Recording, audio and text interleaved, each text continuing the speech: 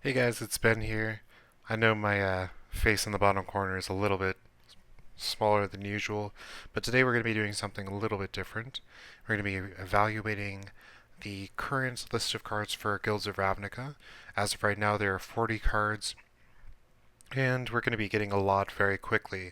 But I figured we could kind of take a second, evaluate what's been spoiled, rate things, and see where we're going from here.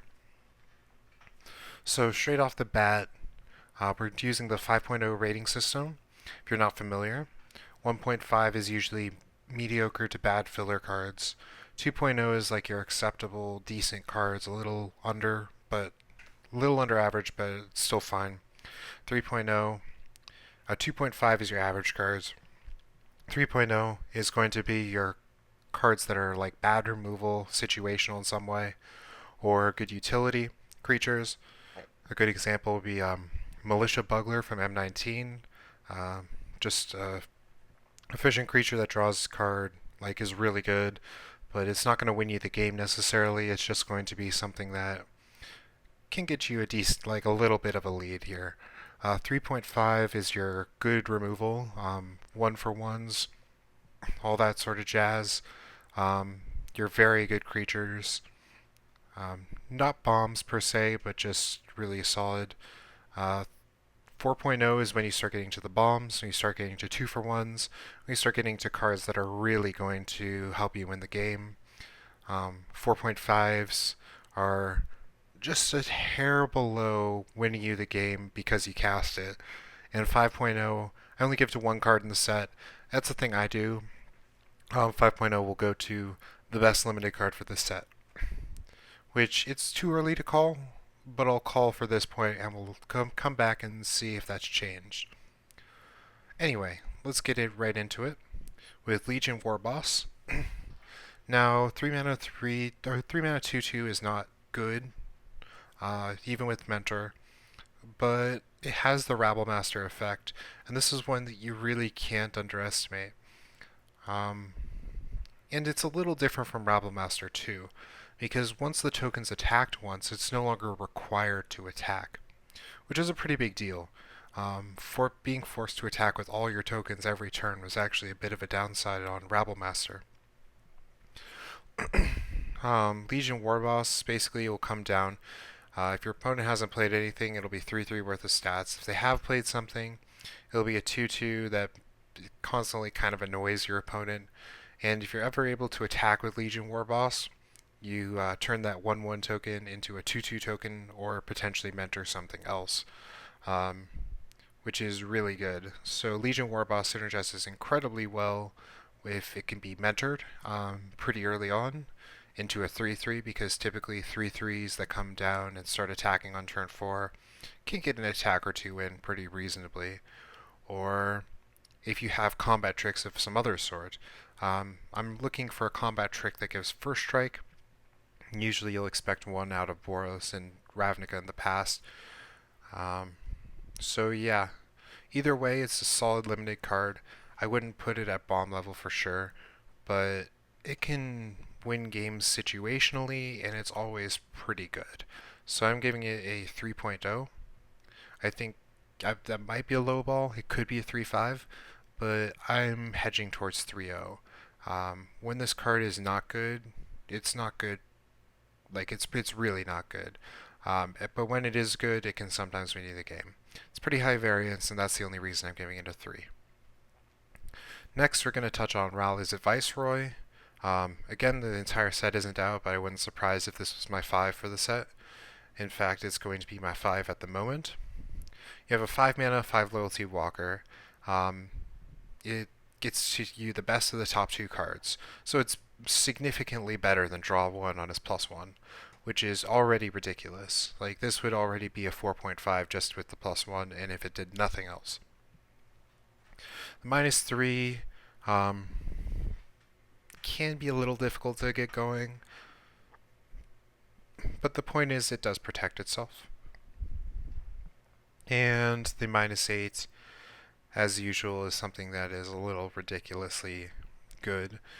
But usually, what you're going to do with Ral is you're going to play him on turn 5 or whenever he's somewhat safe, which shouldn't be too difficult. Because you're plus oneing, they're going to have to do 6 damage on turn 6, which will require haste creatures, combat tricks, something like that to get him off the board just without you having really any board. And assuming the board is somewhat even, there's no real way for them to kill this on turn 6. It's just no possible way. Like, 6 loyalty on turn 5, like, yeah, good luck. And the fact that you are, first of all, you're drawing the best of 2 cards, which usually means you're drawing a spell every turn, which is significantly better than drawing just a random card.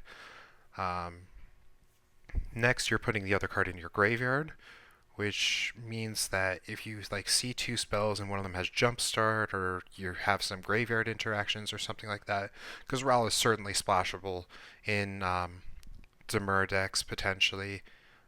Certainly splashable in Boros decks because it's just so good, but Demur decks could like make use of that graveyard interaction, or you have, as I said, Jumpstart cards. And yeah, even if you see 2 lands, you'll just use one of those lands to fuel a Jumpstart card that you've already played. So yeah, Ral, insane. Like, not too much to say on that. 5.0. Thought Erasure. Now, I know most people know that I hate 1-for-1 discard spells unlimited. I think they're bad every time. Because let's take best case scenario. Best case scenario, you play it very early and you pick off a bomb. You still are acting, you still paid mana for it, first of all, and they didn't pay any mana for it. You also still just traded 1-for-1. And unless that card was going to be a guaranteed 2-for-1 or better, you're not really getting too much out of it. In fact, you're losing a little bit of tempo. That said, Thought Erasure might actually make it to my playables list. The other reason I hate 1-for-1 discard is worst case scenario, you're both in the late game, you're both top decking, you draw this, or you draw a discard spell and it does flat nothing. Like, it's literally a dead card. There's no worse feeling than top decking one. So I just generally stay away from them. This one might actually see play. It might actually be pretty good. Even though it's 2 mana for a 1-for-1 discard spell, it hits any non-land card, first of all, and it scries. So if you draw it at the point of the game where it's not doing anything, it still scries 1, which is not good, but it's better than drawing one of those discard spells. And sometimes you can hit something pretty bananas with this. So while I wouldn't go so far as to prioritize it highly, I wouldn't hate playing one, which for me should be like a shining recommendation if you like discard spells. I don't think it's at all good to play discard spells, but this one, acceptable. I give it a 2.0. Underrealm Lich, you're looking at a 5 mana 4/3, so those stats aren't particularly great. Typically for 5 mana, you're expecting 4/4 or better these days. If you draw a card, you look at the top 3 and choose one, which is pretty good. I mean, obviously it's pretty bananas because you're going to hit the best of 3 cards every turn. And the fact is, if you're finding the best of 3 cards every turn, unless you're, like, if it's about even board, then that's going to swing it for you. Like, because you're getting the best of 3 cards, your opponent's getting a random card. That said, it does come with a very real downside in Limited, and that is, this is not optional. And going through 3 cards a turn is going to end up putting you on a pretty significant clock to end the game. In fact, I'd go so far as to say the clock might be unreasonable for Limited. Because suddenly your opponent can say, hey, I just need to stall out for like 5 turns. And if you're not far enough ahead to push that, then you're just going to lose, and your opponent's just going to say, I'm not attacking you. I'm never attacking you again. Unless your opponent's bad and it's like, oh, I have to attack you. They'll just be like, how many cards do you have left in your deck? And divide that by 3 and say, I just have to live for that many turns. So, second ability is good, obviously. Um, Being able to not have to pay any mana to have a indestructible activation up means you can cast it on 5 without having to worry about it. But all that said, the fact that it puts you on a pretty significant clock, and if you're not ahead enough to win in that clock, then you're going to lose, means that while this may look like a bomb, it's actually like there's a real cost to trying to go for this. And so all that said, I'm going to end up giving it a 3. I'm hesitant to say that it's like bad, but there's a very good chance this is actually like that's me hedging my bets, right? Because I don't want to like you know what? I'm gonna come out and say it. I don't think this card is particularly playable in limited. I'm gonna give it like a 1-5. I wanted to give it a 3. I love consistency, but it puts you on like a 5-turn, at most 7-turn clock to kill your opponent. And that doesn't seem like what Golgari wants to do. It doesn't seem feasible if your opponent has a halfway decent deck that you can win in that sort of time frame, especially if your opponent's doing something decent as well. And your opponent gets to go shields up. Like if they attack you, they're just bad. Like if your opponent attacks you when you have this card out, they are a bad player. So do not attack your opponent when they have this card out because they're clocking themselves. Like just ignore it. You see this card in the pack, unless you're keep taking for picks, just let it go. Like this is a trap. Don't do it. I'm gonna go flat out and say it right now. Don't do it. Amara, Soul of the Accord. So 2 mana 2/2 is always good. Higher, like requiring one of each is a bit obnoxious. That makes it pretty difficult to cast, but not too unreasonable to cast. It's better than white white or green green. Um, when it becomes tapped, you get a 1/1 lifelink, which helps with Convoke.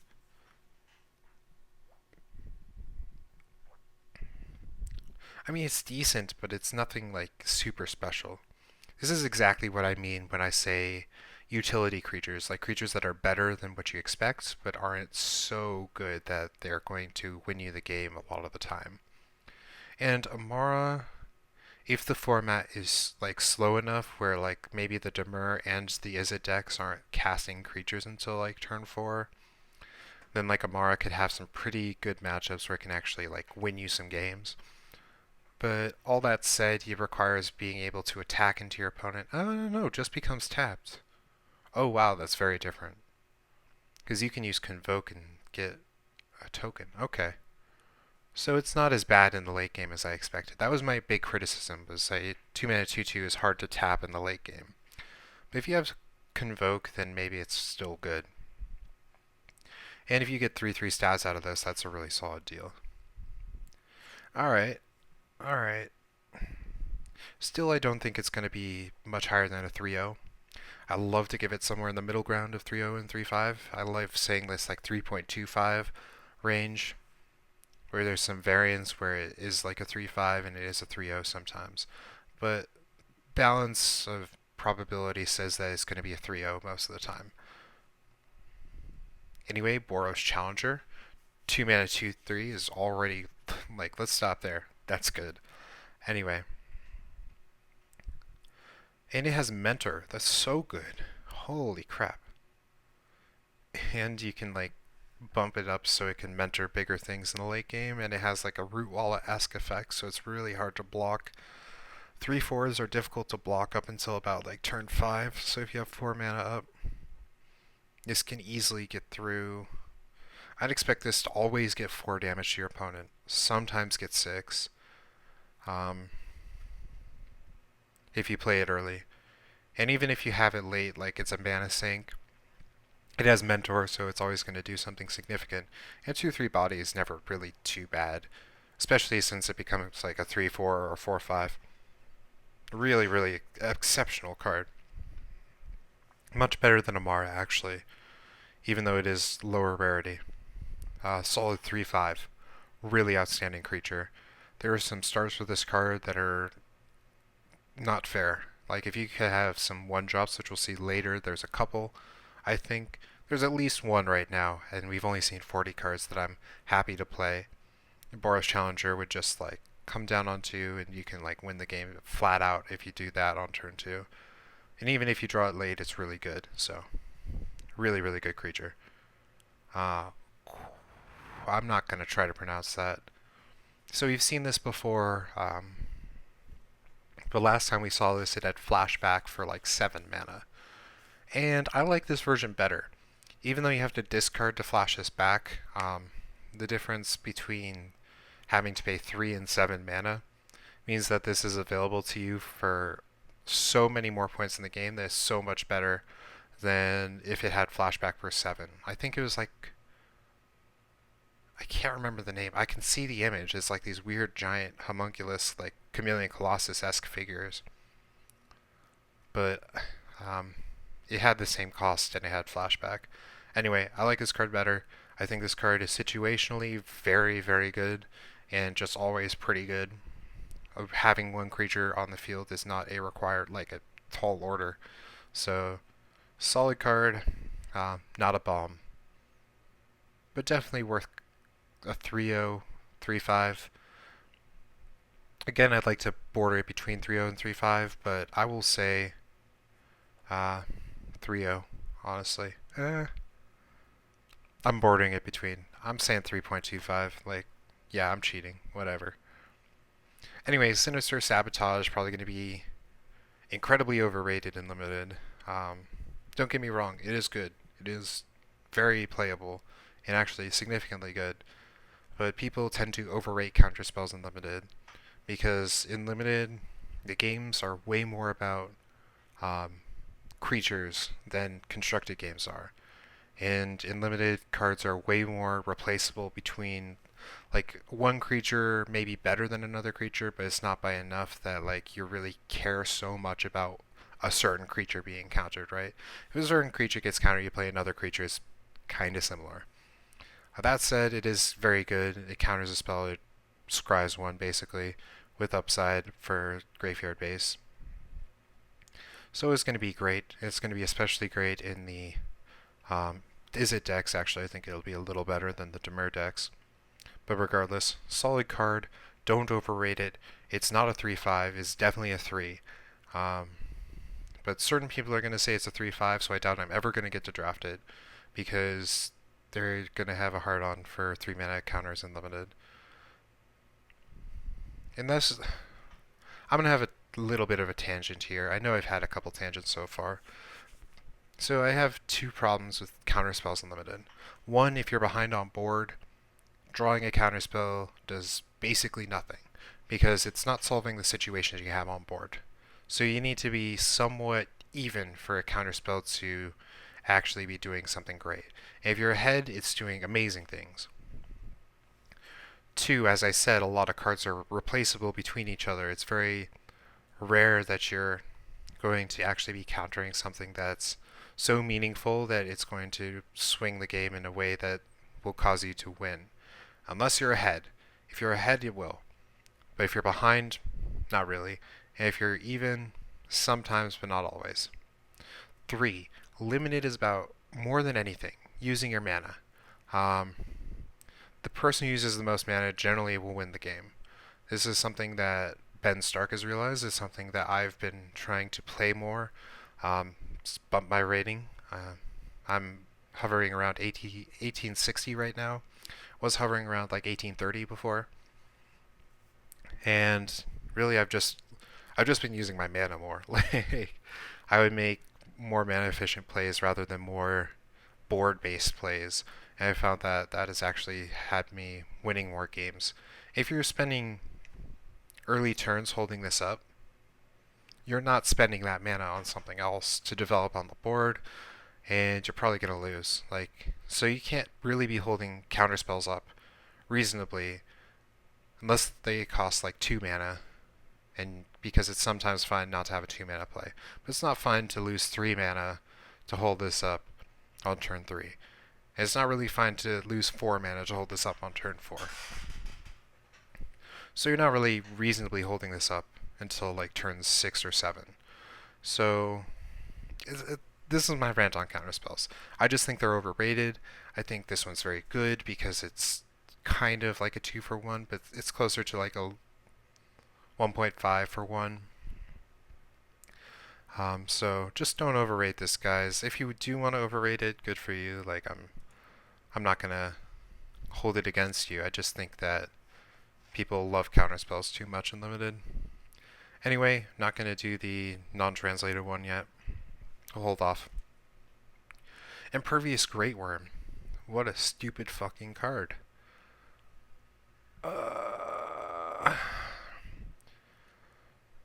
Like, it's not broken. Like, and I can very easily see this running into the same problem Hero's Bane has. And that was that nothing could kill Hero's Bane and you couldn't let Hero's Bane through. But it was actually the weakest of the 5 promos that you got to choose from. I can't remember. It was sometime in Theros where you were guaranteed a promo based on your guild. And while many people thought Hero's Bane was going to be like top 2, top 3, and some people probably still think that, I think the stats and in general is proven to be the worst by a significant margin. And the reason it was the worst was because your opponent would just chump block over and over and over and over. And they would win other ways, through the air, through whatever. And there was just a ton of tokens to be able to block in that. Or Theros didn't have too many tokens, but it had some ways to block while you got in with something pretty significant. So, Impervious Great Worm and Hero's Bane are both good cards, but these are not super bombs. They're just light bombs. They're going to force your opponent to block every turn, and against some decks that's really good, against some decks that's not so good. Overall, though, the Convoke makes it a very reasonable mana cost.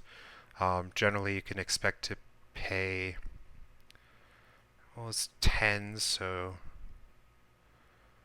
reasonably, if you're not like doing some token thing, I think you can expect to pay 6 for this. Turn 6 having 4 creatures is a bit of an ask, but not too much. You lose some tempo by tapping your creatures out, but getting this down is generally going to get you some card advantage. Solid 4, nothing better. Barging Sergeant. So 5 mana 4/2 stats is pretty horrendously bad.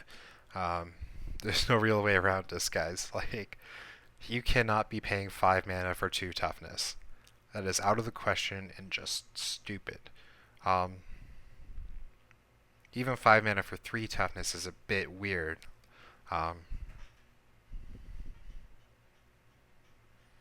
Yeah, this is bad filler. I won't say bad filler. It's mediocre filler. Either way, 1.5. You just can't pay 5 mana for 2 toughness. That shit ain't gonna fly. Even if you mentor on it with like a hammer dropper. Boros deck is looking awkward. That's all I'm gonna say. These 2 cards especially are just... I'll get into this in a bit, but 5 mana for 2 toughness or 5 mana for 3 toughness. Difficult. Not good. Okay. Moving on. Firemind's Research. So you need to cast 2 instants or sorceries to draw a card. Or you cast 5 to deal 5 to any target. No. No. This card will be good in so few decks that there's no way it's actually worth it. So let's take a look at this, because okay, you're paying a card to play this. So straight off the bat, it's going to be a slow cantrip if you play 2 spells. So you pay 2 spells, you pay 4 mana. 2 and 2, I should say. That's closer to 3 mana, actually. So you play 2 spells, you pay 3 mana, basically, and you draw a card. And then you have this effect. And really, what are you doing? This card is too slow, is way bad, don't bother. You may be saying to yourself, Oh, but it replaces itself after you play 2 spells, and yeah, it replaces itself, but you're really paying like virtually 3 mana to draw a card. Like, with it playing a card, so miserable. So bad. Anyway, speaking of cards that are going to be horrendously overrated and limited, Norcanamoeba. You may say to yourself, oh, the Surveil mechanic means Norcanamoeba is good. In fact, I saw a comment when Narcomoeba was spoiled about it being a rare to balance limited. That was the most hilarious thing I read for the week. Like, what? So, like, Narcomoeba. Let's take a look at the baseline here. You're getting a 2 mana 1/1 flyer. I don't like 1 mana 1/1 flyers. I think they're anything that's a 1/1 flyer for 1 with no other effects is going to put 0 clock on your opponent. Your opponent is going to care 0 about it. But it's only playable in certain situations, as we'll see, and Narcomoeba is not in a color that can really use it. Maybe if Narcomoeba was in a set with Cypher, and getting in with a flyer actually got you some card advantage, then maybe. But this isn't a set with Cypher. This is a set with Surveil, and being able to cheat a 1/1 flyer into play is barely better than just playing a 1/1 flyer anyway. Basically, the 1/1 flyers don't provide any board advantage. You may think they do. I'm afraid you're wrong. So yeah, this card is horrendously bad and limited. 1.0. Don't do it. Pass it. Unless you're taking for picks, then take it. Go ahead. Anyway, Necrotic Wound. Now we did see a version of this, which was an enchantment in Innistrad, I believe, where the creature got -X/-X based on the number of creatures in your graveyard.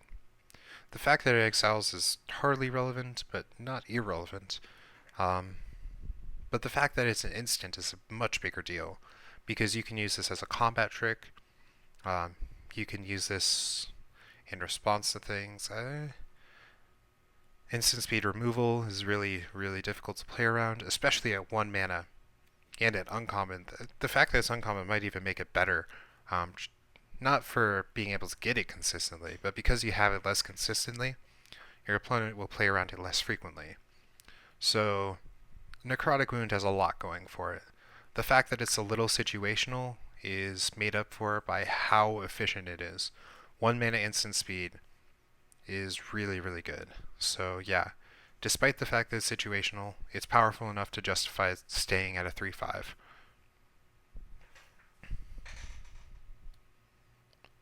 But yes, I would take hard removal over it though. So you want to think about it as a 3.25 when you're thinking about comparing removal, but I generally rate it close to a 3/5. Anyway, Arboretum Elemental. So this is very similar to, there's been like giant hexproof things that have been popping up in uncommon. Plated Crusher, I believe, was like a 7/6 hexproof for like 7 or so mana. And those cards are always decent. They're never super incredible.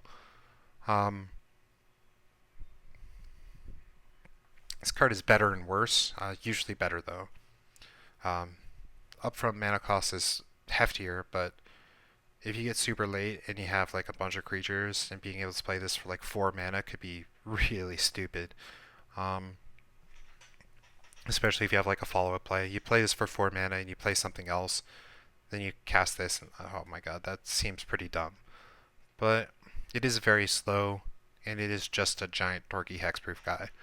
So while these are all very good things, none of them are enough to push it to a point where it's really winning you games consistently. So solid 3, just a very good utility creature. The one I am going to sleep on, because Convoke as a mechanic has always been a little difficult. Hammer Dropper. Remember what I said about 5 mana for 2 toughness? 4 mana for 2 toughness is basically the same, guys. Like, oh my god.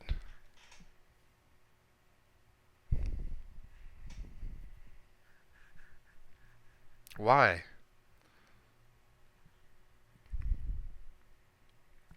They're making all these other guilds so good. What the fuck is this? I really, really hope they start changing, like, Boros to be legitimate, or I'm gonna be really, really worried. Like, okay, these two cards are really good. But these two cards, if this is the way they want to go with Mentor, they're gonna have a bad time. Like at this point, I would love to see like a 3-mana 3/3 with Mentor or something, because Boros could really use it compared to some of the shit these other guilds are getting. Hammer Dropper, 4 mana for 2 toughness is legit just horrible. I get that you might get a +1/+1 counter out of this and trade it, which may seem decent enough to play, but it gets picked off by everything, and it trades down with like really shitty things. You're losing mana on it, which is not what you want to be doing with a Boros deck. If this is your multicolor common, like what the fuck is going on? Embarrassing. Really, really bad. 1.5. Maybe a 2. No, 2 is pushing it. We're keeping it at 1.5. Deadly Visit. Let's cheer up a little bit. I'll get to the Shocklands later. Deadly Visit. Wonderful, wonderful card. This in basically every format would be the best common in the set. And I am certain it's going to be a top 2 common in the set. I would not be at all surprised if it was the best common in the set. In fact, if I were to put odds on it, I would bet that this is going to be the best common in the set. 5 mana to destroy a creature, already good. Surveil 2, basically Scry 2 with some upside, is hilariously close to draw a card. So you're talking a 5 mana 2-for-1 spell. Very good. Especially since part of it is removal and part of it is card advantage. It just plays so nicely. Casting this card is going to feel so clean. You're going to first pick it so often over multicolor cards and packs. Wow, this card might be a little too powerful.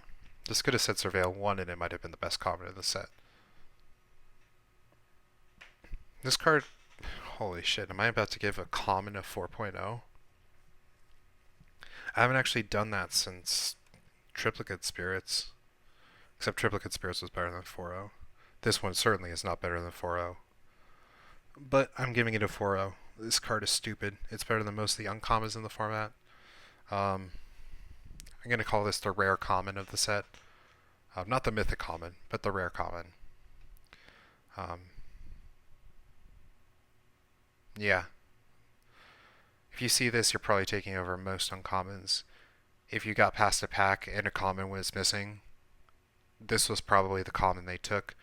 So keep that in mind. Anyway, yeah, stupid card. Stupid, stupid card.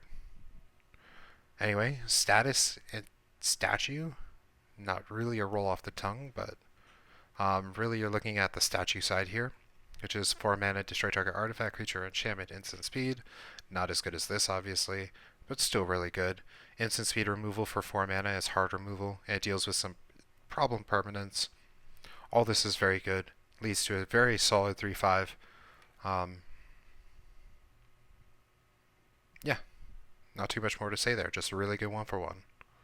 Speaking of really good 1-for-1s, Conclave Tribunal. An Oblivion Ring with Convoke. What a fucking joke. Oh, this is so stupid. Oh, what the fuck?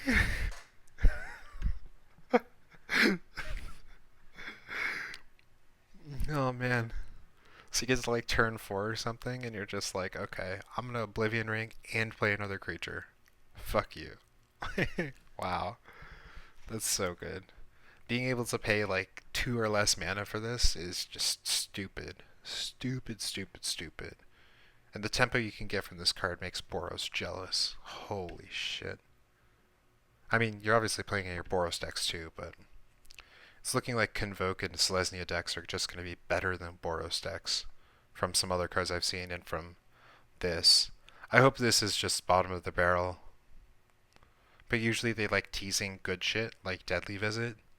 So if they think this is good shit, I'm embarrassed. So I'm really hoping Wizard shapes up on the Boros. But either way, Conclave Tribunal is bananas. It's very close to a 4.0, just because you could pay virtually 0 mana for it, and play 2 spells in a turn because of it. That said, it's still only a 1-for-1, so I still have to give it a 3.5. But it's really good. This card is going to be first picked a lot of the time. Wouldn't take it first pick over Deadly Visit, though, strangely enough. The format would have to be so fast and tempo-based. I can't see that coming. Anyway, Direct Current. Sorry, 1 second. 3 mana for 2 damage. 3 mana for a shock? Sorcery speed.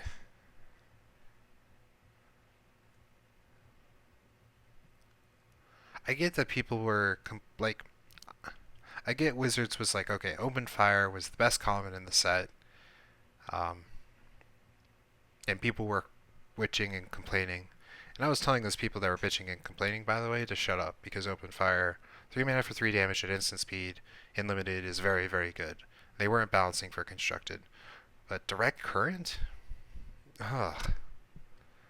Grossly bad removal. I hesitate to give any piece of removal such a bad rating, but this? Like, I just see this going to, like, the last 4 cards in the pack, sometimes being a stick. Like, this is gross. The Jumpstart is like, well, you're paying 6 mana for a 3/3. So we'll say 4.5-ish, 5 for 4 damage. And it costs an extra card to shock. No. 1.5. This card is bad. It just costs too much. If it was instant, I might consider it, but it still costs too much. This should really cost 2 mana. I don't know why it doesn't. Like, Wizards has been toying with the numbers. I kind of feel bad for red players now, because Wizards has been toying with the numbers and trying to fuck with red's removal for so long. They finally got to the point where they fucked with it too much. This is too much, guys. Direct Current is too much. Anyway, Unexplained Disappearance. So, bounce a creature, Surveil 1. So Voyage's End was a very good common in Theros, which is a format I loved, but most people didn't. The issue here is, what are you bouncing that's really on the level of what Theros was bouncing? Theros was bouncing auras, or not auras, but like, it was bouncing bestowed creatures, it was bouncing, like, everybody was going Voltron in Theros. And because of that, bouncing a creature scrying 1 was just insane. Here, it's going to be very good. I mean, this is basically tempo without losing a card for 2 mana. Instant speed is really good. It's not going to be as good as Voyage's End, though. Voyage's End was a 3/5. This is a 3. Anyway, Midmark Painter. I went to the comments on this card in the Magic TCG subreddit, and some people are like, oh, this card is so good and limited, it just makes you get a, like, lethal threat. Stop. Go home. Learn how to play limited, because you're paying 4 mana for 2/3. Menace, so it's not even unblockable, right? They can just double block. Based on the number of creatures in your graveyard, so it's situationally good. And you have to be attacking that turn to make use of it, which requires you being equal or ahead. Your opponent double blocking isn't going to lose them a lot of card advantage because you paid 4 mana for a 2/3. So just stop. This card is not good. You might play it as a 1-of, but you're never happy to. 1.5. Anyway, Rosemane Centaur. 5 mana for a 4/4 Vigilance, already a good deal. Convoke, stupid. They could have made this cost 6. Very reasonably. What are they doing? Seems like the course of the Conclave has been doing some side work for wizards here, if you know what I mean. Oh, holy shit. It was just like, oh, we're gonna make like this 6 mana 4/4 vigilance, but don't worry, as Convoke. So if you tap one creature, it's reasonably costed. And so of course the Conclave is like, oh, but what if it cost 5 wizards? Wizards are like, no, that would be stupid. Then people would just be playing 4 mana 4/4s with vigilance, or better. I'm gonna keep this PG-13, but let's just say a chorus did some things, and now we get Rosemane Centaur. Holy shit!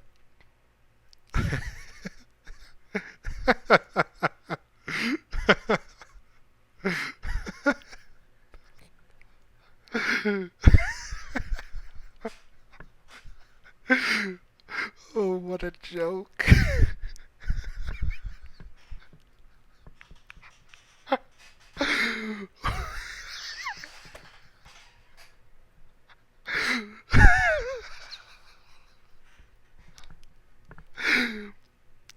Oh man. You know how many people are going to tilt from turn 3 Rosemane Centaurs? Oh man. So fucking stupid. Oh, somebody on Wizards is high when they made this cost 5 instead of 6. 6 is reasonable, 5 is stupid. This is a very easy 3/5. Wow. What a good common. Holy shit. Oh. Gotta calm down, that card is stupid.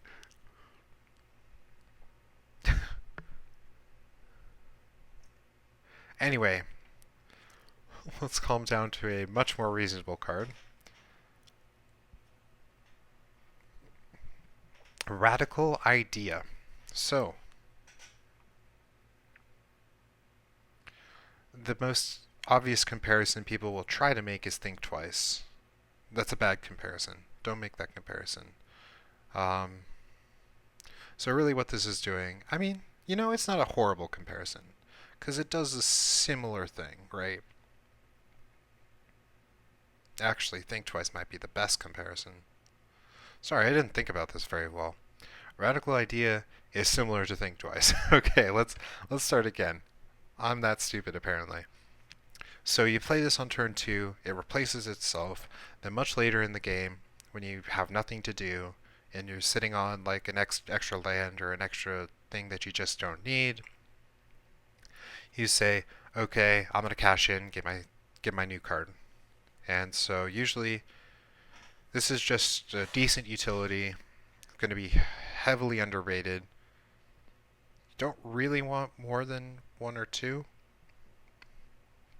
But the first copy is very nice. It smooths out your games very well, especially if you're not playing with a ton of Surveil. So, yeah, very solid. In fact, I go so far as to give it... Yeah, I'll give the first copy a 3, and the second copy goes down pretty significantly.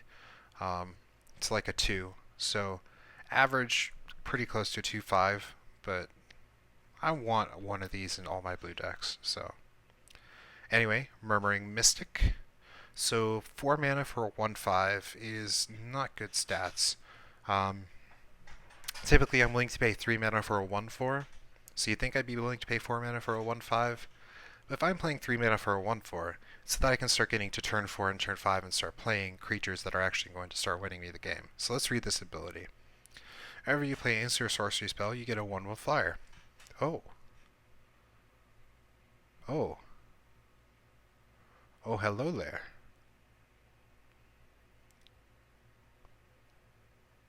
Wow, that's pretty unreasonable.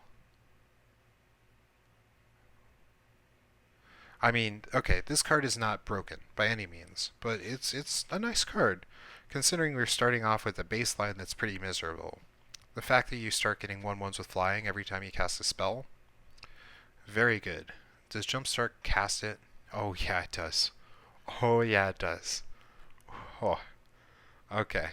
Solid 3/0. There are some games where it'll feel like a 3-5, but solid 3-0. A very good utility creature. Healer's Hawk.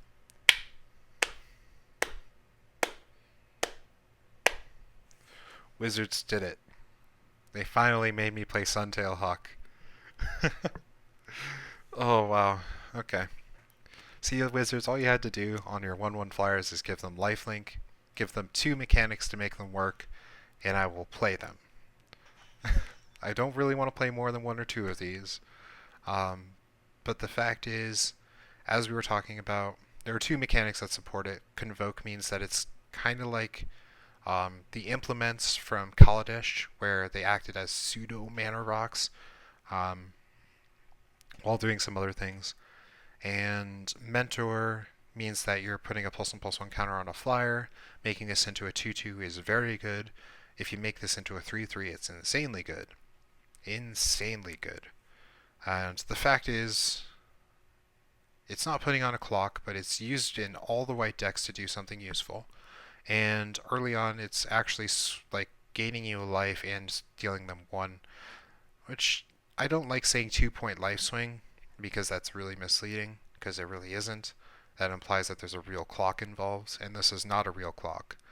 But it's decent utility, and it does something, always. So your white decks are going to want 1 or maybe 2 of these.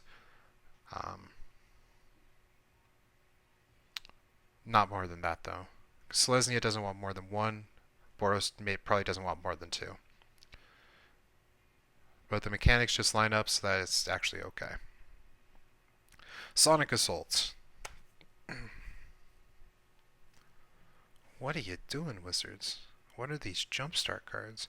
Were they worried that they were going to make Izzet too good? Were they just like, oh, last time we screwed Demur and made Izzet decent, so now we're going to screw Izzet and make Demur decent? Is this the game plan? I see, Wizards. I see. Respect. I didn't like the fact that Demur was so bad last time. Anyway, Sonic Assault is not good.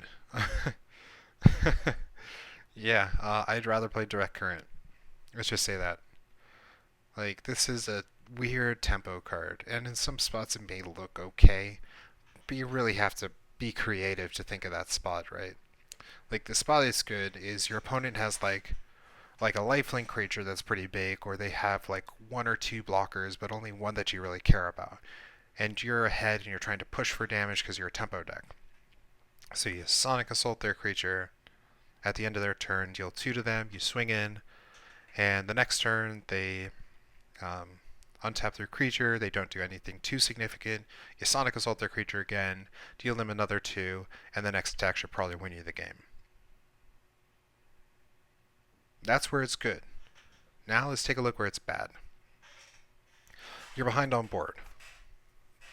So you're using a tap card like this for 3 mana. Yeah, that actually is okay. You know what? Tapping it twice is not bad. And you really have to have, like, Jumpstart has to be kind of shit for you to want Sonic Assault, though.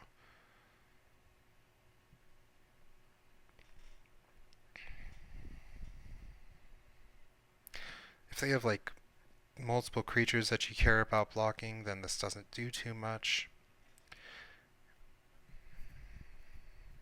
There are some sets where this card is decent.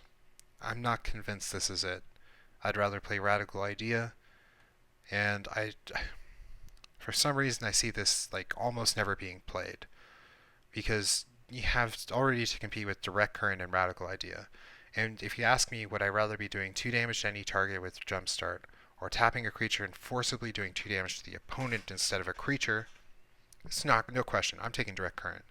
So even the competition we see now, by no means great competition, is too much for Sonic Assaults. So this card is going to be a stick very often, and shouldn't see play in very many decks, if any decks at all. So 1.0. Yeah, not good. Anyway, shocks.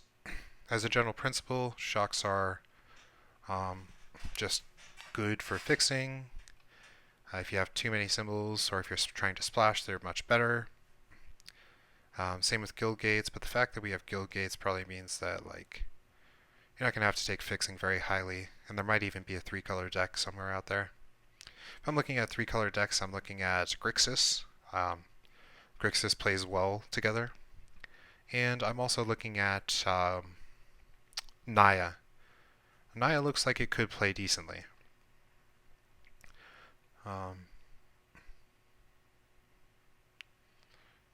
Yeah.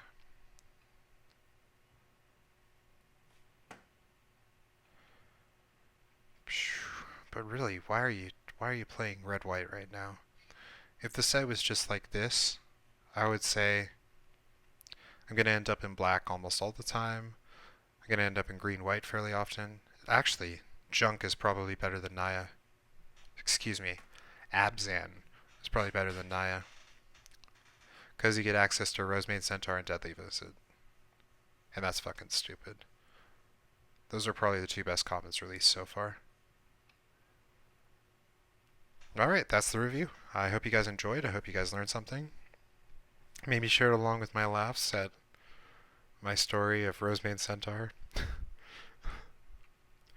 Like, Wizards Balancing Team has traditionally made a card like this cost 6 mana for a reason. I can't wait to cast a billion Rosemade Centaurs. I am not going to stop casting this card. I was worried that Wizards was done printing 4 mana 4/4s. I thought they thought 4 mana 4/4s were just too good for green decks. But then they printed a 4 mana 4/4 with Vigilance. Oh. God bless Wizards. And God bless you guys. Have a nice day.